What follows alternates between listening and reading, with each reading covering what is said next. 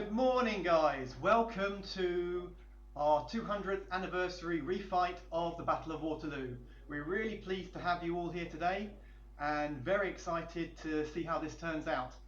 We've never done anything like this before, so it is an experiment and there are bound to be things that go wrong, but we're going to try and work through it and see where we get to. So, today what we have for you is a refight of the Battle of Waterloo in two completely different ways. We are refighting the battle inside Scourge of War Waterloo, and we're also refighting the battle in miniature on the tabletop using the Field of Glory Napoleonic system. Now, Scourge of War Waterloo has just released last week, and it's now available in our store, and there's lots of people playing it, but this is a great chance for you to have a look at it and also to see how it can be used for things like this. To give you a bit of background about Slytherin and our sister company Matrix Games, we are the biggest specialist strategy and wargame publisher in the world. We only make these kind of games, and we have a very dedicated audience of people who really love them and they know where to come for them. So if this is the kind of thing that interests you, we're the place to come. Slytherin.com, matrixgames.com. We have over 200 games available, and they cover all the different periods you can imagine. We go back to the ancient world with the Romans, Egyptians, through to medieval, Renaissance, Napoleonic, American Civil War, 30 Years' War, World War I, World War II, modern, you name it, we've got a game that covers it. We've also got all sorts of different scales, so you can play a tactical game with individual tanks and men, up to a grand strategy game where you're controlling an entire country, such as Germany or during World War II, or maybe the Russian Empire. What I'd like to do now is introduce you to the team that will be reenacting the digital game. So the digital Battle of Waterloo will be fought through from 10:30, where we start with the attack on Hougoumont. So I'm just going to pass you over to Bart, who will be leading on this, and Matthew will be helping him. These two will be wearing their fingers out all day playing Scourge of War Waterloo. So I'm sure you feel their pain. Alright, so yes, like Ian said, we'll be going over the Battle of Waterloo in all kinds of different scenarios that come with the game. So if you find the scenarios we're playing interesting, they are automatically included into the game, so you can start playing the exact same thing as we're doing. And so we're going to start again at 10:30, so very soon, with the initial attack on Hougoumont. That is local time 10:30, in case there's any. Yeah, sorry, it's 10:30 in the UK, which is actually 11:30 at Waterloo, yeah, which is the actual time the battle started. It was a late start because of rain. Yeah. And we're going to go all the way up to 1845 time, is that, not year? In case that's confusing, when we command the defense against the Napoleonic Old Guard. We have a car alarm going. Be closed, please, Matt. We have a car alarm going. It's a good start to the day. Excellent. So let's go over and have a look at the other room then, I think.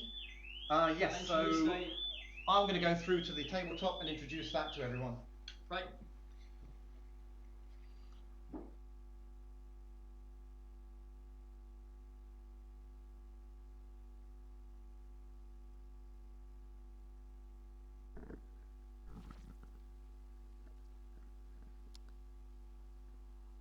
Okay, I think we should be live. So, welcome, Ian Dickey. Ian Dickey is a reenactor and has a lot of interest in the Napoleonic period, and he knows everything there is to know. Well, he says not everything, but he knows a lot. And he's going to help walk us through the day and tell us things that you may not know, lots of little bits of interesting information, and he's also got some very interesting equipment to show us later. So, Ian, really pleased to have you here, and thanks for being here, and really interested to see what you've got to say about the battle. Well, thank you, Ian. Also, it's very nice to be here and have the day with the heart of the Slytherin Empire. I don't believe in experts. Nobody knows everything. There's always somebody who knows something else. But I certainly know a lot about Waterloo, and I've got, as you say, I've got a Fusilier's jacket and Shako, a medical orderly's jacket, and Pocklam, funny they were. Medical instruments from the period. We've got a brown bess for people to look at, and a sabre that was made shortly after the battle, a French sabre. Sounds very interesting. Can't wait to see those later. That's good. I look forward to it. Great. Also, what we'd like to do now is introduce you to Terry. Terry, come over here. Hello, Ian. Nice to be here again. Hi, Well, Terry. Terry is the designer of the Field of Glory Napoleonics tabletop system, which is what we'll be using to recreate the miniatures battle today. So we're lucky Terry could spare the time, and he's also prepared the vast majority of the troops for this battle as well. And that was no small undertaking, was it, Terry? Yeah, 3,600 figures in 2 weeks it takes a little bit of doing. That's pretty impressive. We'll give you a quick tour of the battlefield so you can have a look around. Who do you want to start with, Terry? Should you start with the British or the French? I'll start with the British, and perhaps Ian can run through the French deployments. So we're going to move our camera now so you can have a closer look up front. So, Okay. what are we looking at here, Terry? Well, from this point here, we're looking at the rear of Hougoumont from the British side. It's currently only occupied by about 1,200 men, but as you can see here, the Guards division is deployed behind Hougoumont, ready to support, plus a number of Hanoverian units on this side. That's where the main action for the first couple of hours of the battle will take place, or historically took place. And because we're reenacting the battle, the same thing will happen in the game itself.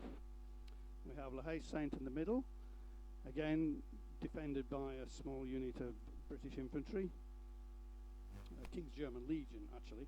The British currently are deployed behind the hilly lines, although there are some on this side who are over the front of the hill. But they will probably soon retire as soon as the French Grand Battery opens fire on them. And whereabouts was Wellington?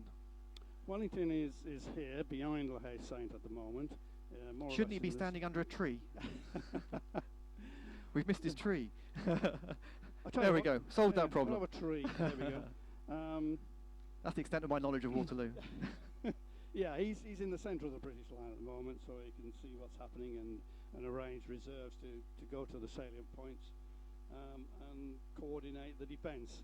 And how confident do you think he was?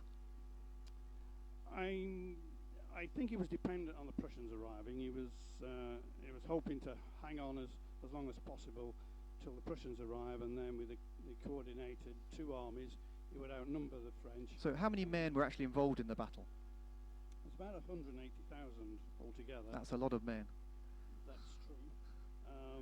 But about 40,000 Prussians still to arrive means that the French currently outnumber the British, and So the French have an advantage at the moment, and it's whether they can push that advantage before the Prussians arrive. Yes, yeah, the French have got to make their advantage told before the Prussians get here, because the Prussians did soak up most of the French reserves for the vast majority of the battle. Great. Now let's have a look at the French line. Ian, can you tell us a little bit about the French positions? Right, let's go back to Hougoumont here in the centre first of all. We're standing on the north side of the battlefield, on the British side. The gates in front of me, which are just here, are the ones that the French dashed round and broke into before the British managed to close them. Then there was a huge fight inside the farmstead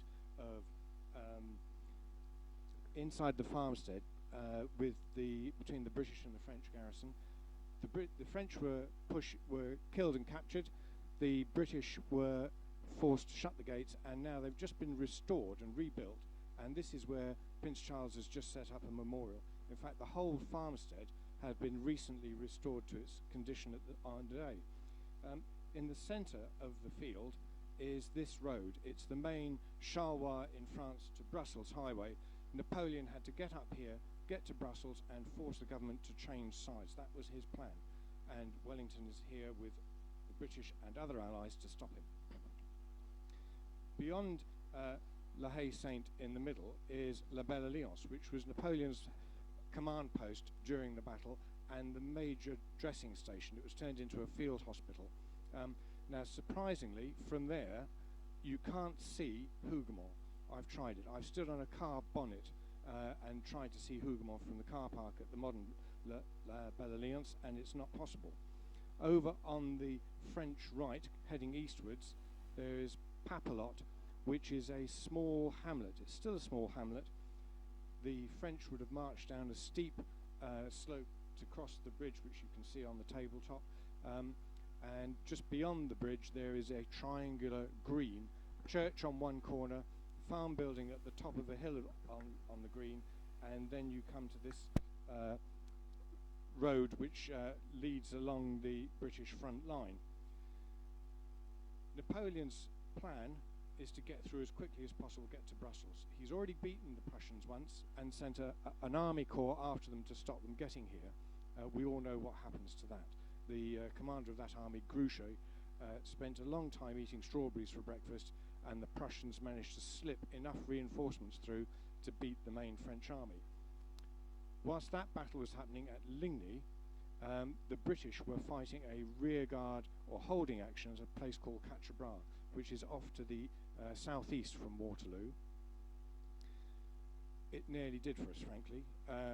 The British troops arrived in piecemeal fashion and were thrown in to hold the line, which they managed to do, but it was a very close run thing.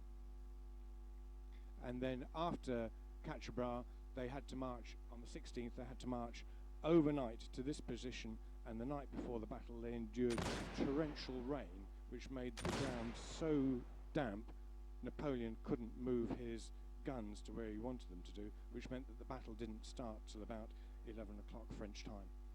Ian. Thanks very much, Ian. That's very useful information, especially for people that don't know too much about the battle. What we're going to do now is the tabletop game will now kick off with the assault on Hougoumont, and we're going to move back over to the digital game Scourge of War Waterloo, where Matthew is going to start the assault on Hougoumont.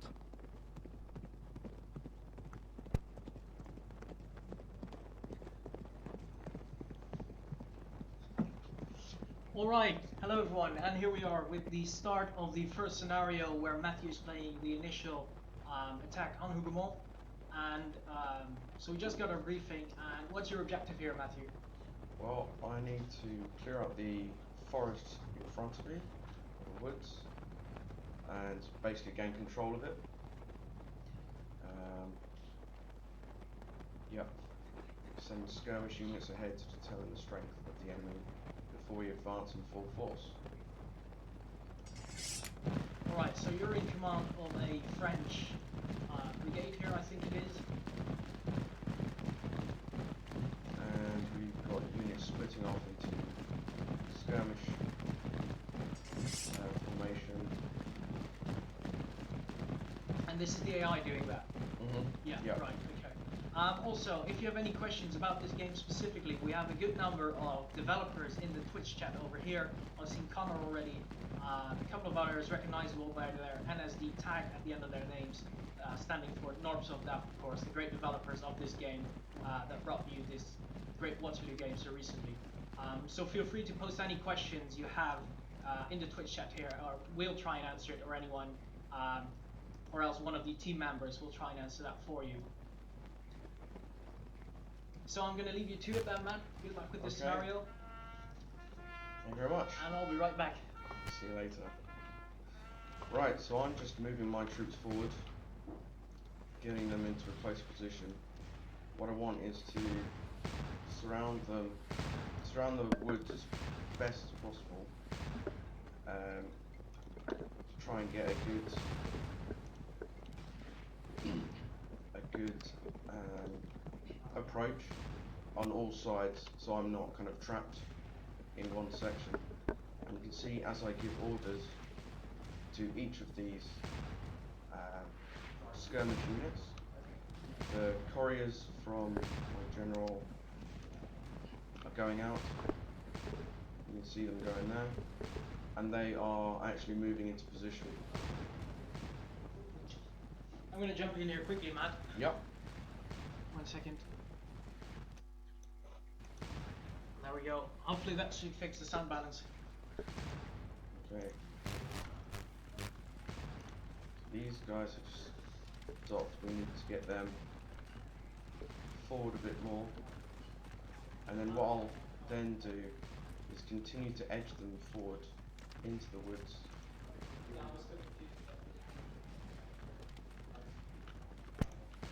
While I keep a defensive line to protect my general, edging him forward because that's where we need to be. So what we'll do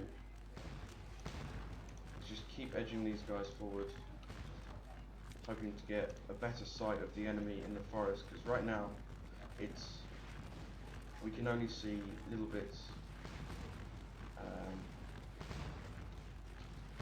of the enemy.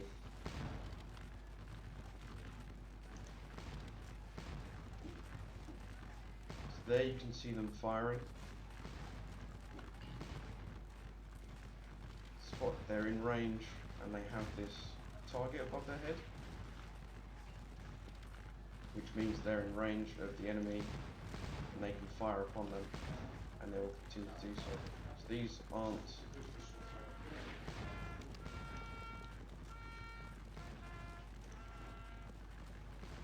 hello. Thanks for joining us. So we're going to continue to edge these guys forward.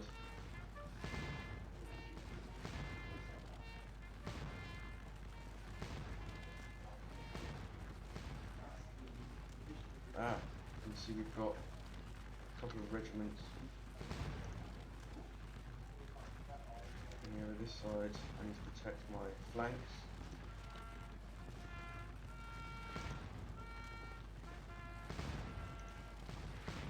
Send them a bit faster, get them into position.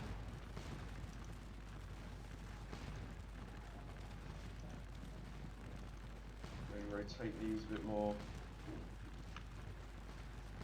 so they have a wider view range.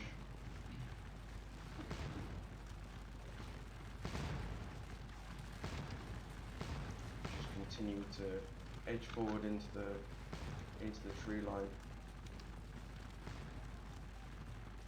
It's probably too far for my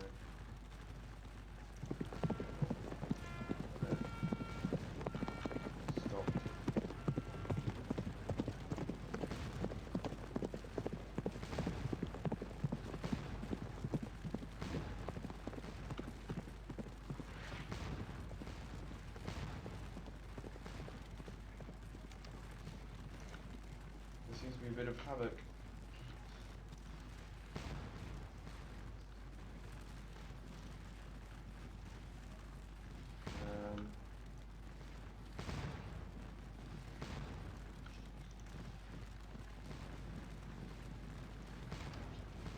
About face.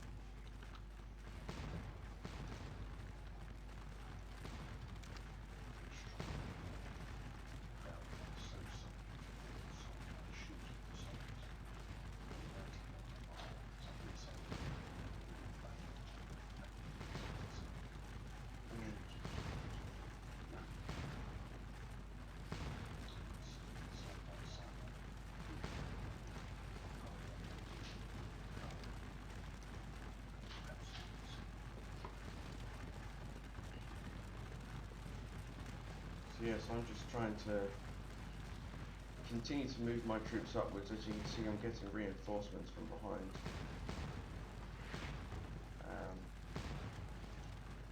Which I have no control over.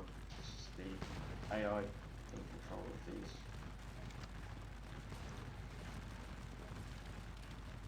So they're coming to back me up and back up these skirmishers who are trying to remove the enemy troops so that I can advance forward and gain position.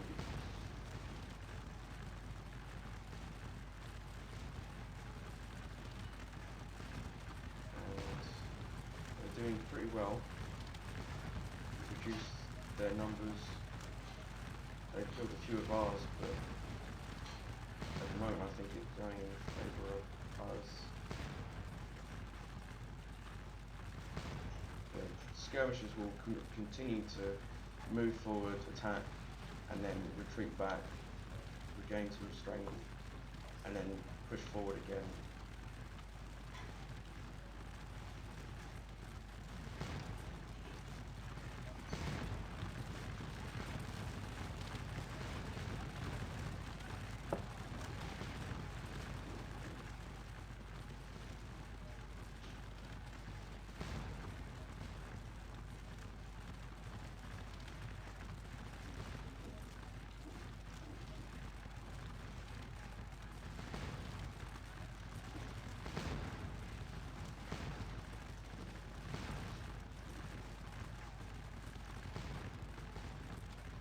Oh no.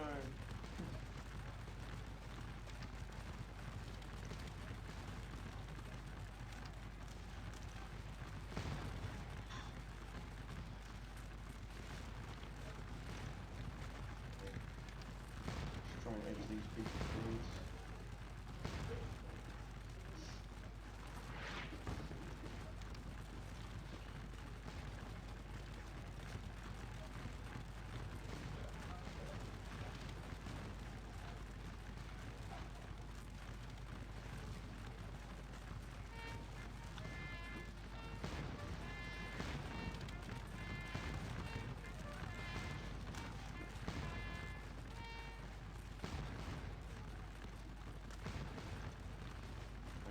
Continue to move my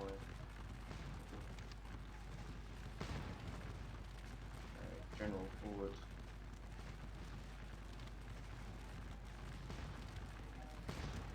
So that we can get to this position and gain control.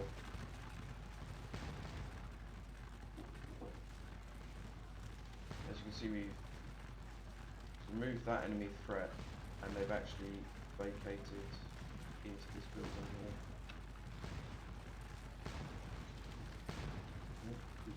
Ooh, come on.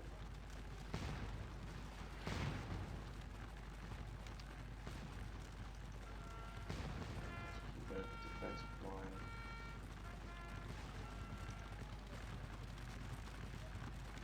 Just continue to move into tree line.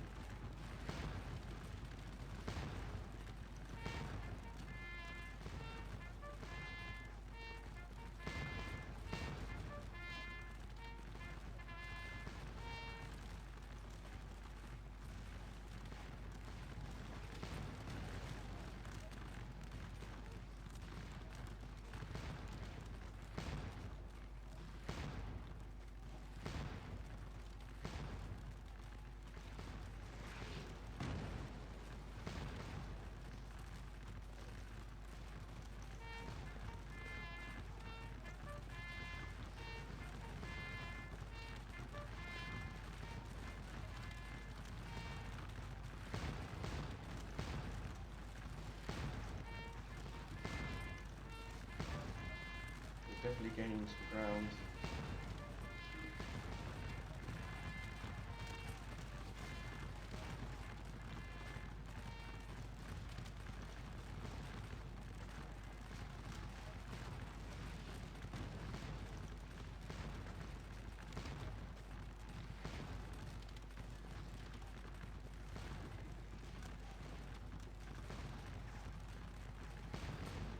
Hey gents, how's it going? Not bad. I think we're tree. Yeah, you can. That's fine. More talking is better. What's your plan for this scenario, Matt? What I want to do is continue to push my skirmishers in, and to get my general in the centre of this icon, which shows the capture point, and as you can see, it's actually been vacated. So that's actually available to be captured now. And what I'll do is move this unit upwards to then protect as my skirmishers move up. Watch the rest rest of the force? My skirmishers are here. There's a large force which I'm not in direct control of. The AI is. I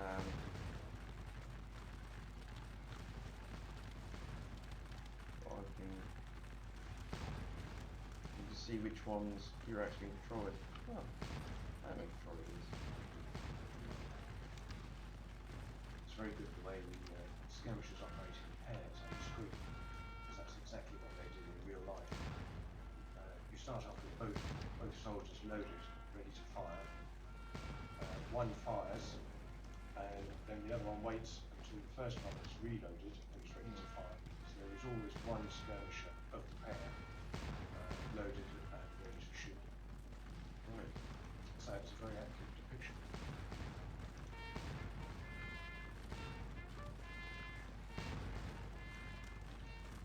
Just wanted to mention the first casualty of Waterloo today was actually before the battle started. Here is Blinky, our webcam, who was supposed to be giving us a soldier's eye view of the battlefield and moving around. But Blinky this morning decided to die, and so unfortunately Blinky will not be taking part in the battle, and we'll have to manually move around the camera to give you a close-up view of the tabletop.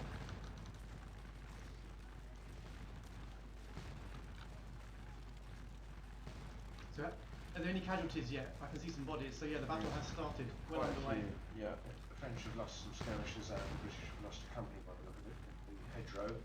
So this is in front of Hougoumont. Yeah. Yes. Through the ones over here. And how long have you got to capture Hougoumont to keep to your timetable? 30 minutes in total from the start of it, which Okay. And how much time have you used up so far? I'm not quite sure. What does the clock say? We haven't got a clock anywhere. We need a clock. On the oversight. You're about 12 minutes, 15 minutes into it. Okay. So you're about halfway through. En avant, as the French would say.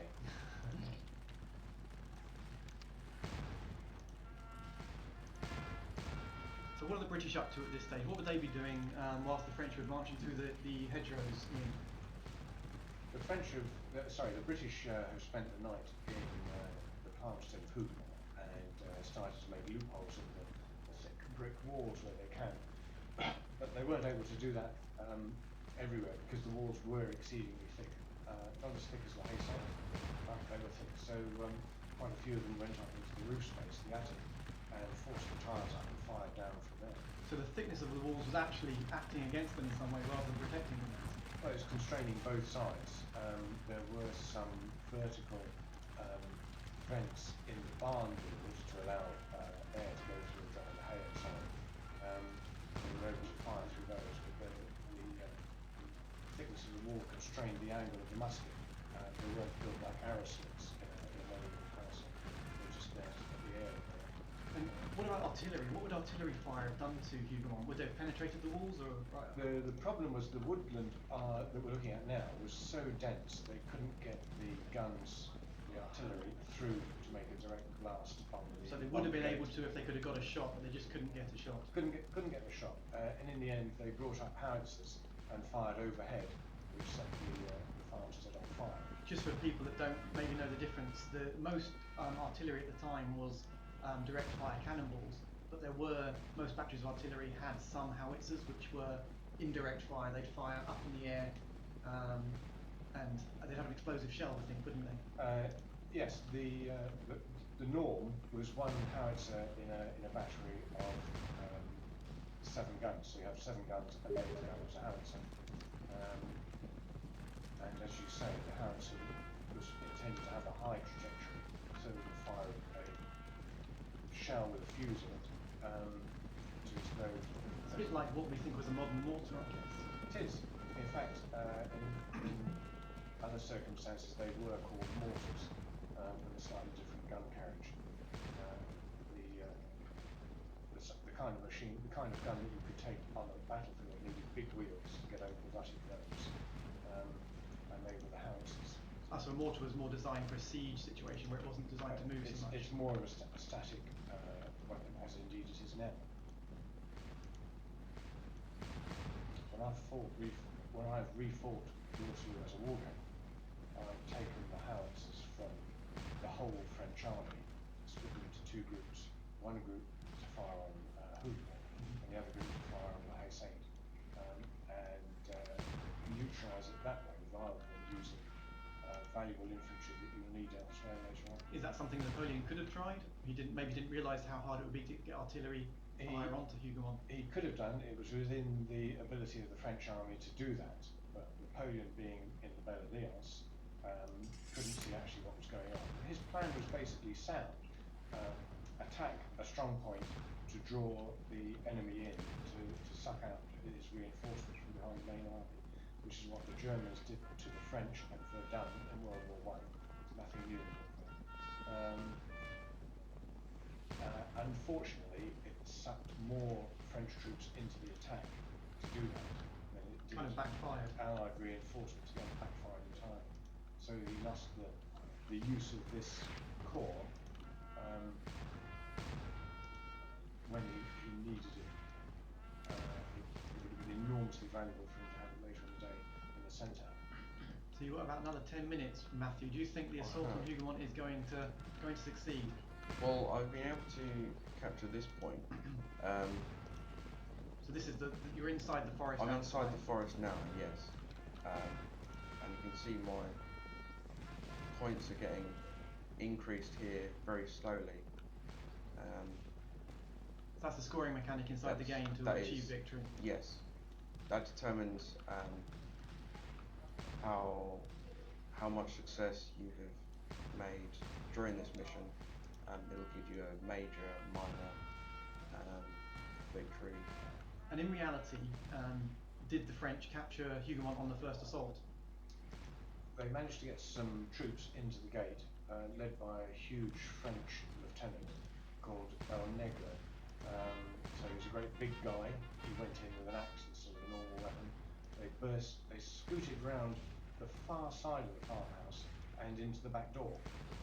This is what you mentioned earlier, that the door was left unlocked to start with. It was. They were expecting supplies and reinforcements to come in by that route. But the French scooting around there forced a huge panic within the farmhouse. It was a real scrum, every man fighting for himself. But eventually the French that got in were slaughtered, including even the little drummer boy who was part of the company. They were all rounded up and killed. So the British were then fighting in a fortress that was strewn with casualties, their own and the enemy's. That must be pretty unpleasant. Extremely unpleasant to have your other humans dead and dying around you whilst you're trying to fight for your own life against another knocked outside. And how old would drummer boys have been? Many people probably don't realise that there were a lot of children actually involved in battle at the time. Well, if you think about the age of consent and the age at which people started working in this period, although we call them drummer boys, they were. It wasn't a big moral issue to see youngsters in the army, and all the armies did it. But if you were too small and weedy, and a lot of them the report were, to carry a musket, then carrying a drum was an alternative. And having a youngster made them a sort of mascot as well. I'm just going to check how we're doing on the tabletop.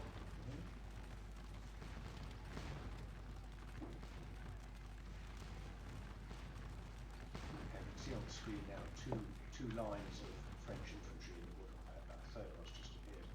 Yeah. It was normal practice to have officers. The command post was where the flag was. That was the point that everyone was aware of. Yeah. The figures standing behind are generally sergeants to stop the men running away and to make sure that they close up. With the French system, they would normally form in three lines, and they would all fire en masse at the same time. But obviously the man in the back had to close up hard on the man in front and him against the man in front of that, in order for nobody to be burnt by the flash in the pan at the back end of the musket, right above the trigger. Yeah.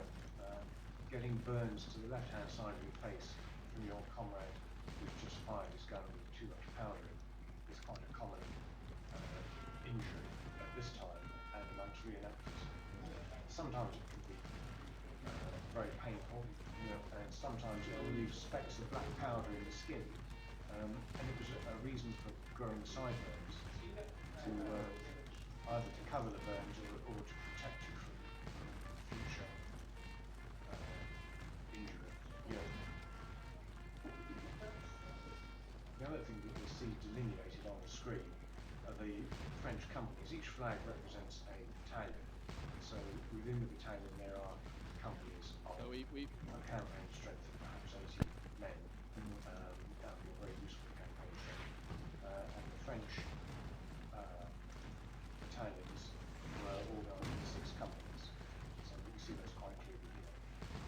Right, we're going to be switching over to the tabletop now, so I'll see you later.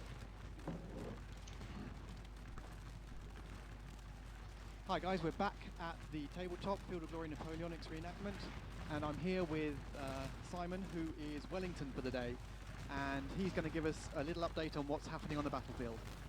Yeah, so we've got the beginning of the battle here. The French have started the assault on Hougoumont, which famously went in with Jerome, Napoleon's brother. I'll just bring the camera in a bit closer so we can see. You can see the 2 large units of French here trying to break into the chateau. Wellington had deployed this and secured it very well. He'd prepared it as a fortification. He put a fortification in place and manned it with some of his best foot guards.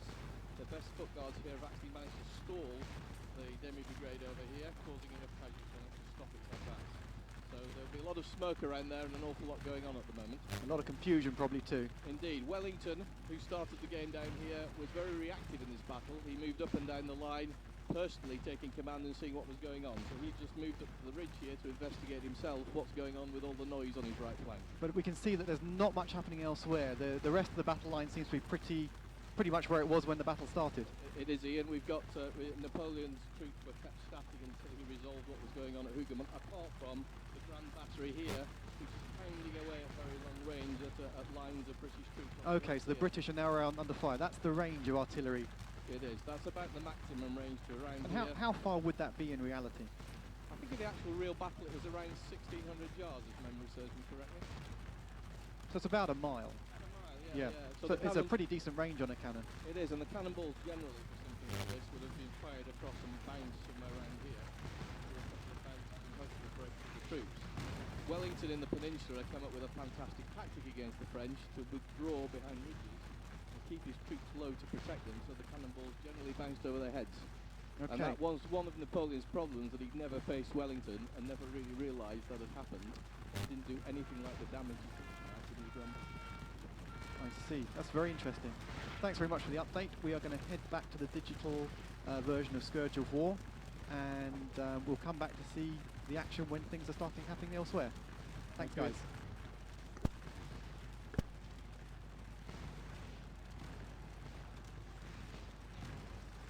Welcome back. We're still attacking. Alright, so you're at the walls of Hougoumont now. How's it going for you? It's pretty tough to get into the to get them to leave the fortification, but let's take charge from the AI. Right, and what does that do? That kind of stops the AI from controlling the unit away from what I kind of order them to do. Okay, so it's a way to get more direct control over your troops then. Yeah, yeah. I want them to move around more as we're. Right, I can see some smoke coming up the roof of the Yes. Hougoumont as well, so it's starting to take damage. I think your artillery's pounding at it as well. What about there? Well, your allied artillery, that is. Yeah. You can see smoke See fumes some coming out fire over from here. there.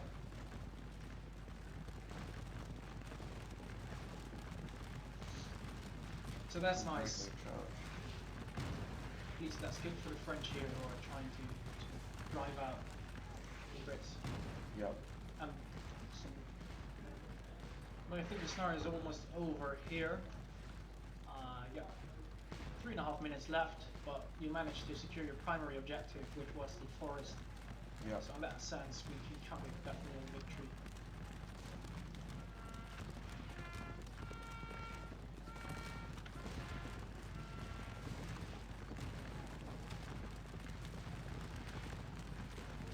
Alright, if you know guys need us to speak up a bit, we're going to try and do that for you. Hopefully that will be better.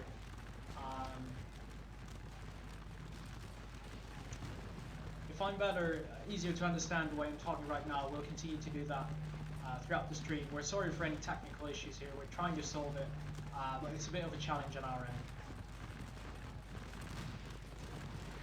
end. So feel free to please keep the feedback coming regarding that.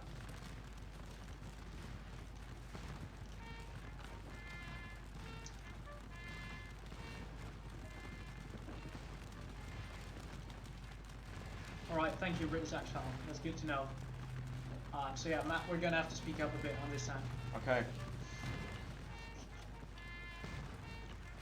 So if you select your general, you can see like the amount of casualties inflicted and received on the toolbar. So let's have a quick look there. Mm-hmm.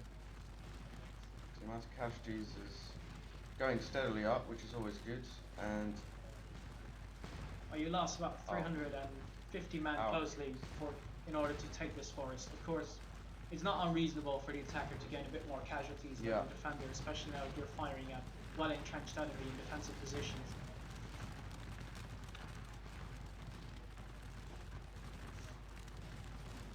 So we got a very strong battery of allied artillery over there. mm-hmm.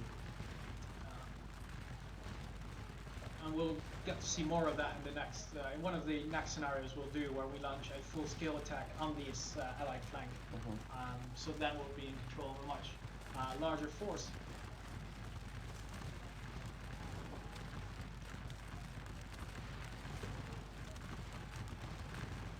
So here the scenario is coming to a close. The initial forest was taken.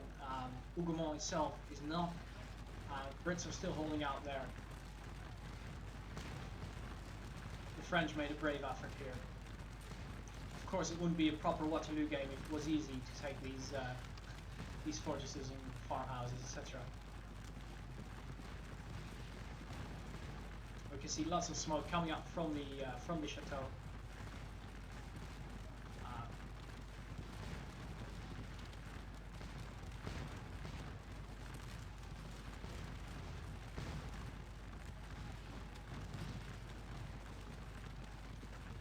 As we enter into the final minute of this scenario.